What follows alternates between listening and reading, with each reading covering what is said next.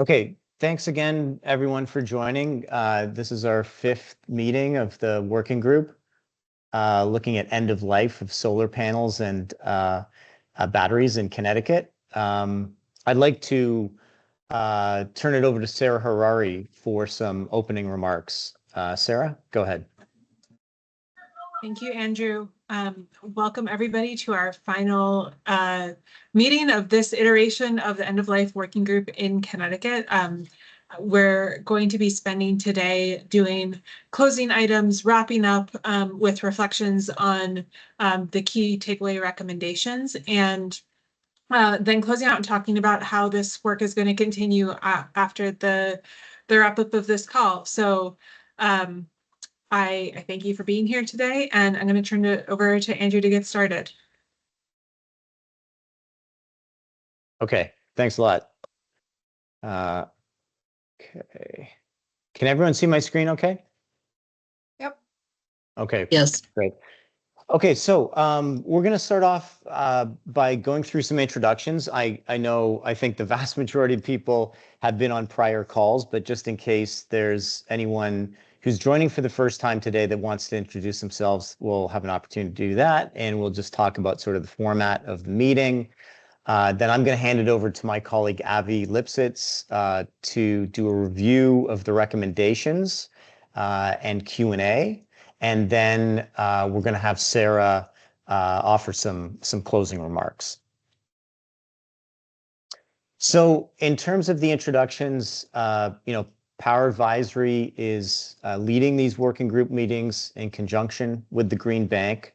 We're making all of the information related to these meetings publicly available. We've got a website that's listed here.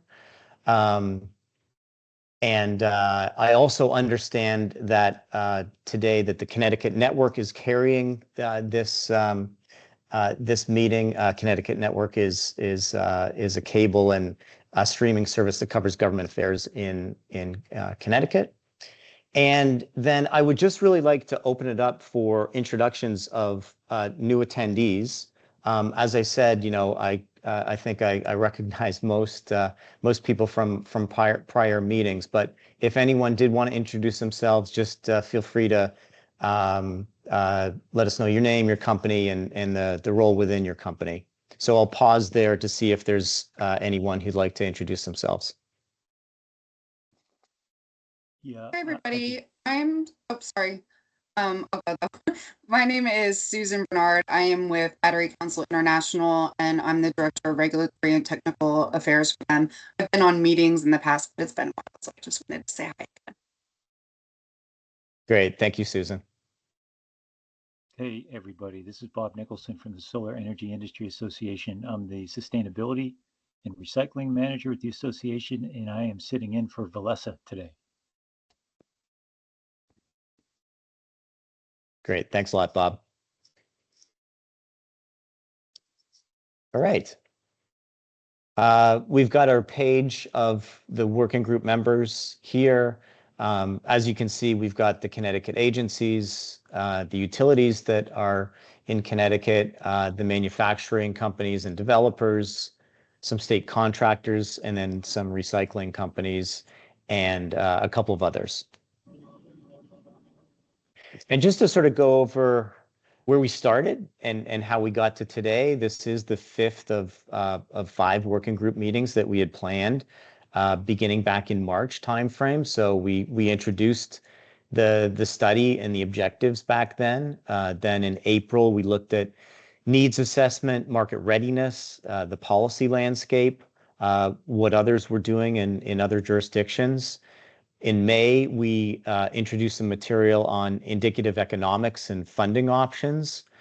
Then in June, we really zeroed in on the recommendations and what we would be putting forth to PURA, in this case, the regulator in Connecticut, and had some great discussion during that call. And then today really is finalization of the report. We're going to be discussing next steps. We're also going to be discussing some of the feedback we got because we did send the draft report out to all of the working group members who were on this distribution list, and did get some very good feedback. And thank you for those of you who got back to us.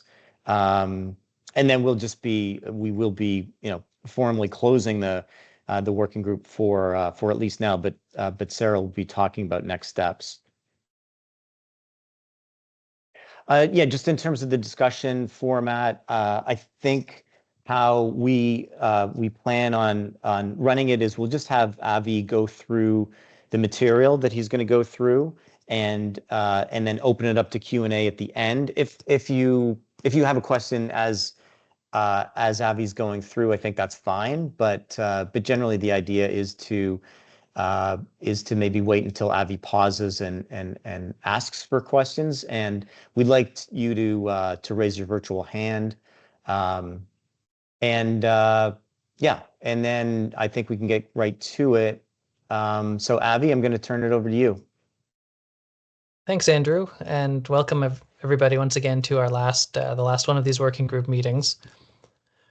As Andrew just mentioned, the complete draft report was circulated to working group members on July 3rd, just ahead of the holiday. So hopefully everybody had some time to review it. Feedback was due on the 12th, and we received feedback from 5 working group members: PosiGen, UI, Ontility, Redwood, and of course from Deep. So I'll echo Andrew's comments there. Thank you to everybody, both for your formal written feedback and of course for your contributions throughout this process. The feedback, as might be expected, included relatively minor clarifications or changes to the report, and there were a smaller number of more substantive concerns about one or more of the recommendations. Our intent is to, broadly speaking, incorporate and acknowledge all the feedback in the report. Ultimately, the report is a report of the Connecticut Green Bank and Power Advisory, but all stakeholder feedback will be acknowledged. So once again, thank you.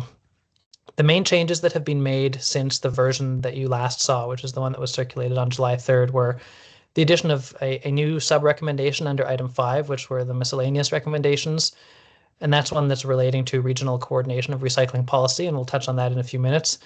We also made some minor changes to the wording of recommendation 5C, and that was the recommendation pertaining to Connecticut's continued support for the EPA's universal waste rulemaking process, to more accurately characterize what that process is. And that follows some discussions that we had with the EPA.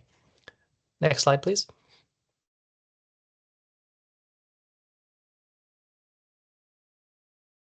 The remainder, most of these recommendations are things, these are fairly similar, if not identical, to those that we have presented.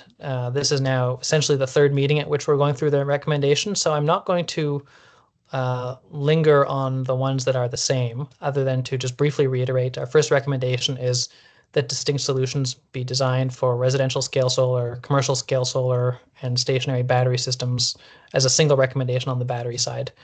So this segmentation is something that we felt was important given the different economic dynamics, the different technology specific considerations, and of course ultimately the recycling markets for each of them. Next slide. Recommendation 2A, and perhaps I'll pause here for a moment and just reiterate, as I did in our last meeting, that the recommendations that we're presenting here primarily are at a high level. They're meant to set out the best end-of-life management model for these technologies. The sort of detailed implementation for each of them is something that we haven't gotten into in depth here. The final report, as you will have seen from the draft that was circulated, does include a lengthy list of considerations that will ultimately need to be addressed in the implementation of these management models. But again, the recommendations are really the type of model with some miscellaneous or ancillary items coming later. So for residential scale solar, we're recommending that Connecticut adopt an advanced fee administration model for residential scale solar installations. Next slide. On the residential side, we have acknowledged that third-party owned systems are a little bit different in many respects from residential, host-owned residential systems. They bear some similarities to larger commercial or utility scale systems. And so therefore, we're recommending that while these installations, so third-party owned residential scale systems, also be subject to an advanced fee administration, we're also suggesting or recommending that formal end-of-life protocols be put in place for those. And I do want to stop here and acknowledge that we got some feedback with respect to making sure that this recommendation is clear that we're not intending to double charge essentially third-party owned residential scale systems. That's not the intent of our recommendation, and we'll be making that clarification in our final report. Next slide, please. On the commercial side, we are recommending that Connecticut enhance the present model of decommissioning plans and bonds by requiring the preparation of decommissioning plans that include specific detail of how plans will be recycled at end of life. Again, many details with respect to what those plans will look like are yet to be worked out, and those are acknowledged in the additional consideration section of our report. Next slide. On the battery side, as we've previously discussed, although we did consider segmenting residential and larger commercial or utility scale batteries, as we've done with solar panels, we've ultimately come to the conclusion that a single EPR model should be adopted for stationary batteries. However, this approach should also include measures to ensure that end-use customers, installers, and contractors can readily access information about where and how to recycle batteries, as well as an alternate option for producers to submit an end-of-life plan in lieu of participating in a broader EPR framework, as long as their plan meets certain minimum requirements. Next slide. A number of miscellaneous recommendations. I'll walk through them briefly one by one. The first one being, of course, that this working group, which we have found very valuable, should be continued and brought under the auspices of PURA or DEEP.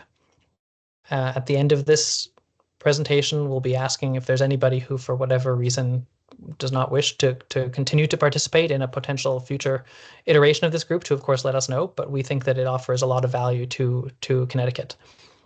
The second one being that DEEP should launch a process to qualify and publish a roster of state-approved recyclers for batteries and solar panels. This is really an interim step that would allow Connecticut residents and businesses to be connected to recyclers right now. So the end-of-life management options that we've discussed earlier on in this presentation are things that would take some time, likely some years to establish. But in the interim, we felt that it was important that people and businesses in Connecticut know what to do with end-of-life equipment if it's reaching the end of life right now, while the broader recycling frameworks are still under development. Next slide. Recommendation 5C, this is the one that I alluded to a few minutes ago, that we've made some slight changes to the wording here. We're recommending that DEEP should continue to support federal efforts that are currently underway that would allow hazardous waste solar panels to be managed under the Universal Waste Rule. Recommendation 5D, Connecticut should consider banning the landfill disposal of solar panels and batteries. As we've noted, at present, there does not appear to be any legal impediment to sending solar panels to landfill, provided that they can be confirmed as non-toxic. And our observations from a number of other states have been that this is potentially an important first step to encouraging recycling. Recommendation 5E, DEEP should identify intermediate recycling steps or solutions that can be taken at the local level. Of course, waste collection is generally the responsibility of local municipalities, but those municipalities are presumably not, each and every one of them going to be undertaking recycling themselves. So we felt that it would be an important intermediate step to identify actions that can be taken at the local level to help make the ultimate recycling of this material more efficient. Next slide. Recommendation 5F, PURA should encourage the replacement of solar, PV, and/or battery storage systems at end of life with new systems rather than simply removal. It's our belief and our understanding that many owners or hosts of this equipment would or could be interested in having their systems replaced rather than simply removed once they reach end of life. And so we felt that it was important to encourage site owners or equipment hosts to do so, for example, by tying system removal to replacement in some fashion, in order to facilitate the continued enrollment in and deployment of these technologies in Connecticut. Recommendation 5G, Connecticut should investigate opportunities and means of reusing solar panels and batteries in addition to recycling. As we've noted previously, the scope of this initiative was really confined to recycling specifically rather than broader reuse. But in speaking with a number of you industry stakeholders, as well as government representatives from across the country, there was quite a lot of interest in options for reusing equipment rather than recycling it, rather than solely recycling it. And as a result, we think that that's something that merits further study in order to ensure that equipment that still has some life left in it can be repurposed rather than being sent for recycling. Lastly, recommendation 5H. This is one that has been added and that hasn't been previously discussed or presented to this group. But we're recommending that PURA should direct the Green Bank and DEEP to engage with nearby states on developing a regional approach to end-of-life management of solar panels and batteries. Through our research, we've observed that there are other states in the Northeast in particular that are early movers on the deployment of solar panels, battery storage systems, and more broadly on what are known as distributed energy resources. And we felt that greater coordination between these states, and of course including Connecticut, would reduce some of the risks of being an early mover. We've highlighted some of those risks in the report, and so you may recall that there was some commentary on the risks of being an early mover in adopting recycling policy. But more broadly, we also just felt there was benefit to facilitating regulatory harmonization and potentially also enabling better economies of scale in recycling solar panels and batteries if there were a degree of regional coordination. So again, this is a new recommendation that we are going to be making to PURA. Next slide. Well, that takes us through the recommendations. Again, we've gone through them pretty quickly because most of them have been discussed now 3 times with this group, but I will certainly pause here and see if there are any questions or comments from working group members.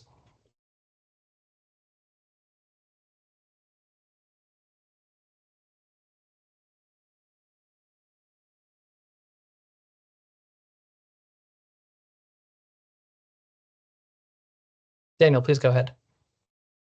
Hey, Avi, thanks for all your work on this. I know we've had this discussion meeting over meeting in terms of the nuance to EPR, but the recommendation for EPR on batteries, I know you folks have had a lot of intake in terms of other policies out there. There's been a pretty marked step across New Jersey and now California on the EV front, to employ this battery management plan approach that sort of encapsulates most of the merits and tenets of EPR. Is that sort of the direction of these recommendations, or is it more broadly, surveying EPR for more generic waste streams? Well, if I've understood your question correctly, I'm not sure that we have a clear answer to that at this point, only because, as I mentioned, we haven't gotten into the detailed design of what this ought to look like. We did feel that it was important, the Connecticut Green Bank felt that it was important that Connecticut have a clear policy, an EPR policy for batteries. In the previous meeting, the previous working group meeting, I believe it was the last one, we discussed some of the alternative considerations that we had for each of the recommendations. And so we did go through some of those alternatives. I'm not sure if you've had a chance. I apologize. I don't recall if you were in the last meeting, but I'm not sure if you've had a chance to go through those. But in general, we did explore some of the other options, and ultimately we've gone with EPR broadly speaking. Again, acknowledging that the specific implementation details very much need to be worked out, and also keeping open, as you'll have seen on the slides here, the option for a greater degree of flexibility for producers with respect to management of batteries. Understood. Yeah. So I did see some aspects, and I apologize. I got Redwood's recommendations in a little late, just over bandwidth, and I was coming off a leave, but appreciate working with you folks. So overall, the recommendation is just an EPR framework. It's not necessarily drawing from a specific EPR policy or, any. I noticed the New Jersey EV battery law was mentioned a few times. That's I guess why. If there's a little more prescription in terms of what that EPR would look like in the recommendation. At this time, we don't intend to be more prescriptive. We are still working our way through the last bits of feedback that were received.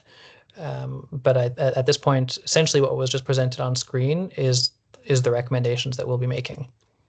Understood. Again, noting that there are a number of slides that we don't have up here, but which we're happy to circulate to you or to everybody else once again, that were in the full draft that was sent around with basically itemizing the additional considerations that would need to be worked out. So if those, if there's specific items that you think ought to be included in that list, and there were general considerations that need to be worked out, and then specific questions remaining for the AFA and the EPR frameworks for the decommissioning bonds. So if that's something that you think should be augmented, we are running out of time, but please please let us know in the next, ideally in the next 18 to 24 hours. Would be much appreciated. Sounds good. I'll take another look at those. I did supply some more just generic industry data on battery recycling that I passed over to you folks right before this call that I hope will make it into the report. I thought the Tesla showcase was fantastic. I thought it demonstrates what producers are doing. I do think it's important more generally for policymakers or whoever it may be to also see what third-party recyclers are doing in this space and the degree of process sustainability we've achieved, the degree of reach we've achieved in terms of gigawatt hour recycling capacity. And that, you'll see my comments on that, but I think it's just important for, others who weren't in this conversation, in this circle, to understand that there are others in this space doing a lot of work and that the capacity is building there substantially. But I appreciate all your work. I'll take another look at the policy recs, and thanks for allowing us to be such an active voice as well. And amongst everyone else here, you guys have done a great job. Thank you. Andrew, Sarah, was there anything else you wanted to add on that? Yeah, no, not on my end. I know, Dan, we talked about this on the last working group, some more of the specifics of EPR and the different flavors of EPR, and I guess I think the feeling is that we would get into some more of those specifics as a next step, probably not at this stage. But I think it's fair to say that some of the issues that you raised today and during the last working group meeting, that those we should definitely make sure that they're in our report. And I've got an idea of what we talked about last meeting. So we'll do that. Sounds great. And yeah, I mean, part of just some of the nuance to my question around EPR is not that even Redwood, speaking just for Redwood right now, not opposition to EPR, but just the reality of the fact that there has been more industry-wide conversation and sussing out of how to apply an EPR to this space more effectively. So it's not just a ground floor discussion of what's happened with paint or mattresses, et cetera, but there has been a robust dialogue behind this battery management plan approach as a sufficient sort of industry model that's flexible enough while still upholding a lot of the, the traditional EPR motives and aspirations as well. So that's captured in my comments, and happy to keep working with this group as well.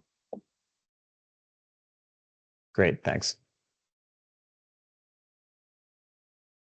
Are there any other comments at this time from members of the working group?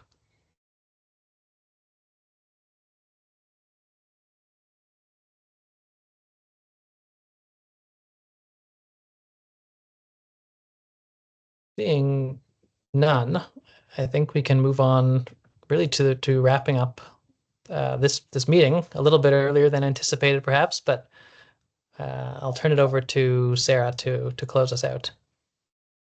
Thank you, Avi. So I wanted to start by talking about what happens after today, which is that Power Advisory and the Green Bank will be working to finalize the report over the next week. It's due to PURA by August 1st. This order came out of 4 different dockets in Connecticut: NRES, RS, SCEF, and ESS. The first 2 are the solar dockets. SCEF is our community solar-ish docket. ESS is storage docket. So it will be cross-filed in all of those places.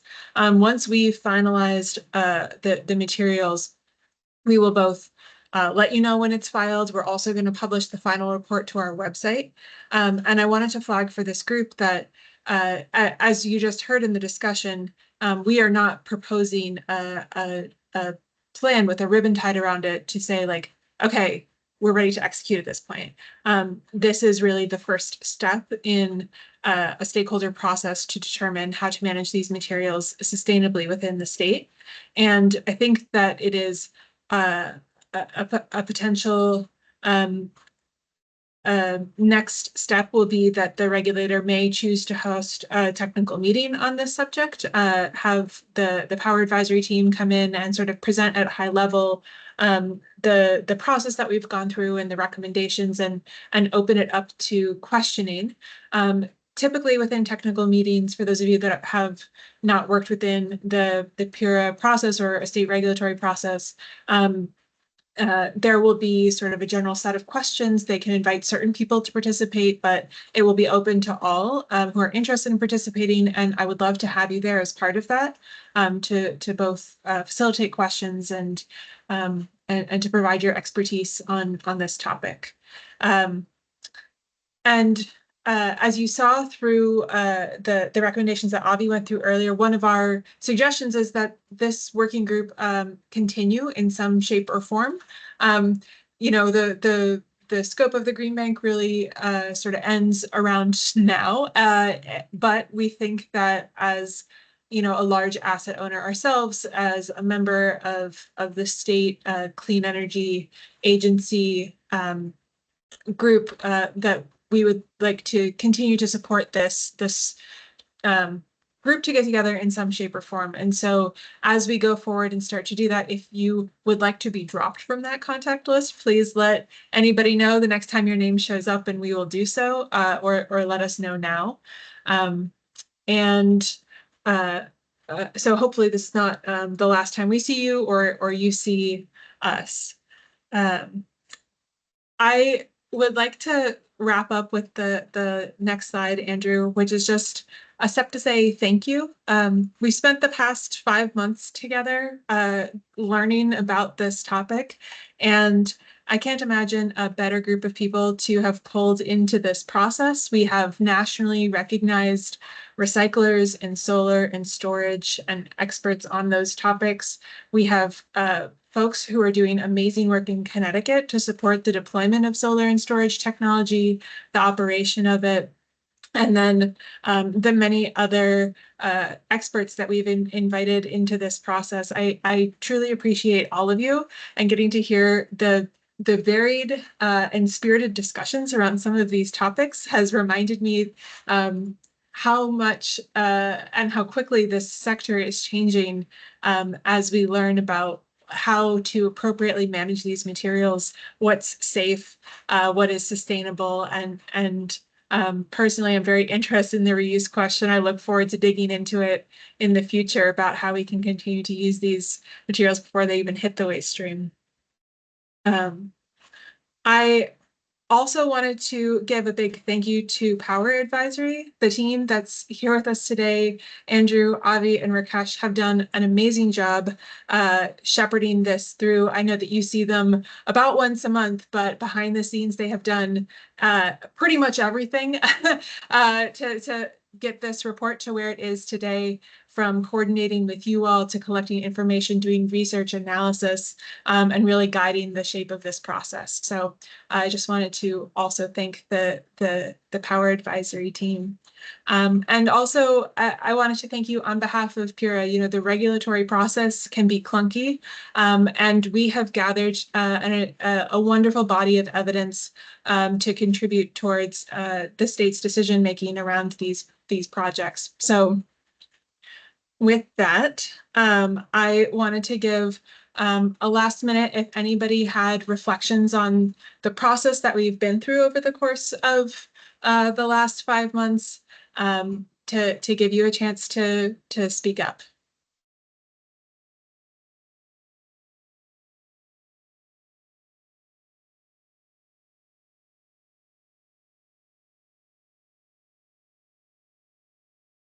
Okay. I wanted to then take this time to close out the meeting. Thank you again.